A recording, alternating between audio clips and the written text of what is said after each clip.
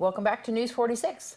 Valley Electric Association has been involved in many different projects recently, including the remodel of their own buildings. Tom Husted talks to News 46 about the new and improved Valley Electric Association campus.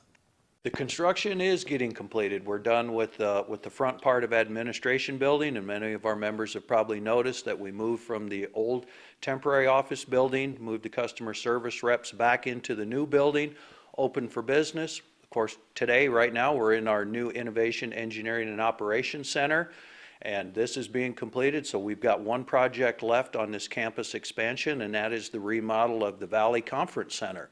Once that is completed, approximately June, then we will have an open house and invite the public in to view and share in the campus expansion.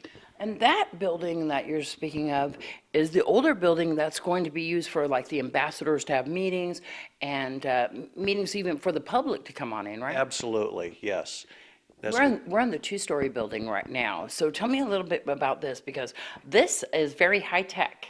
It is very high-tech, and of course today the operations of an electric grid is very high-tech. Everything is computer operated, and this is that's why this is called the Innovation, Engineering, and Operations Center, for two reasons. Number one is because of the innovation it takes to operate the grids today to the standards set by the federal government, then also because of the innovation that the Valley Electric employees have shown to prepare us to get to this point today.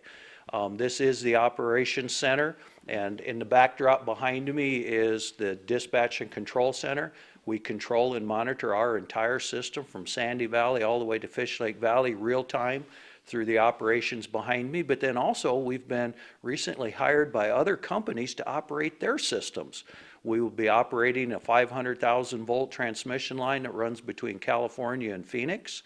And so this operations center is really the catapult for Valley Electric to continue to move forward, not only in the electric side, but then also with the broadband side, as we can control and monitor and manage those assets also.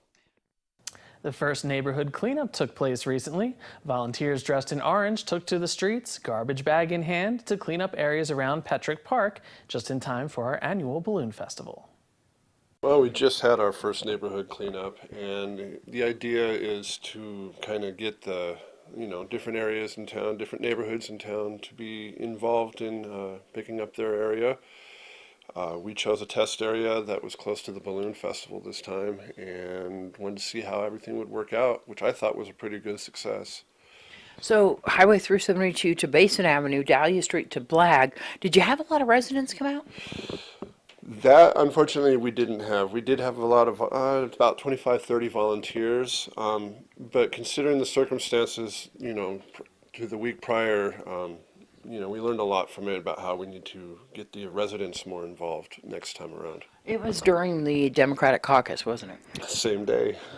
So Desert View Hospital, quality signs had a lot to do with it. Our own Commissioner Frank Carbone, and of course all the volunteers, including the Disabled American Veterans and the Kiwanis Club, all helped out and went just walking to pick up shopping carts, which we have to thank Tyann James and her husband for doing that, and trash all along the areas of the roadways.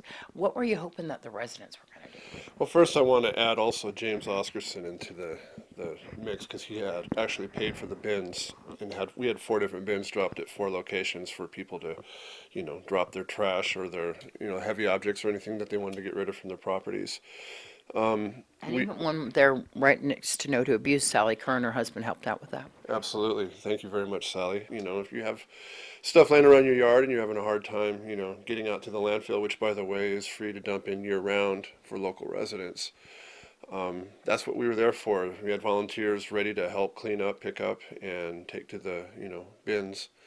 Tell me about item where disabled adults or elderly could get some help in cleaning up their own property. Yeah, we have a local phone number that was like kind of a hotline, and if you needed some help or some assistance, we would send out a group of volunteers to help, which we did with one lady in particular who had some tree trimmers come out and leave all of the trimmings behind, kind of just left a mess. And you know, she had no means to get rid of it, but she just wanted to clean up her yard, so we had some volunteers go out and help out with her. 537-0250 is the phone number, and you can call anytime, and then we will make arrangements to see if we can get some volunteers together to come out and help clean up the yard. We're not talking about doing tree trimming or yard work. We're just about, you know, picking up existing messes or heavy objects that you need to get rid of, refrigerators, washers, dryers, that kind of thing, or, you know, things like that. And if you want to tip those people, that would be nice too. Always, because, you know, they're out there volunteering their time and their services for nothing just because they want to. So that would be always a nice gesture to do something like that.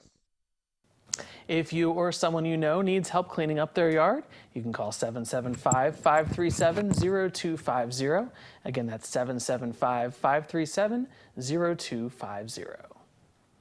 And donkey basketball will be held tomorrow night at Pahrump Valley High School at 7 p.m.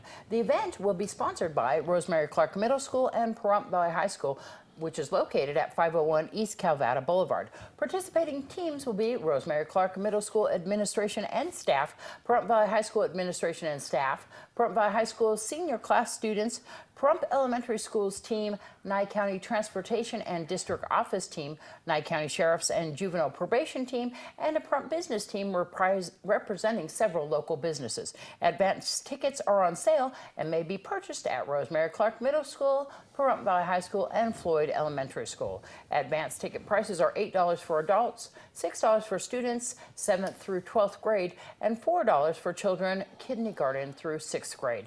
Preschoolers are free. Tickets are available at the door if there's any remaining, and will be $9, $7, and $5.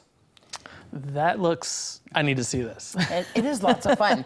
Darby actually did it last year and rode one of the donkeys, and it was lots of fun. Wow. I think she fell off a couple times, but Well, I definitely need to make it to this. they actually wear little rubber shoes over their hooves, and they do it in the okay. gym. Wow. You gotta go see it. Sounds great.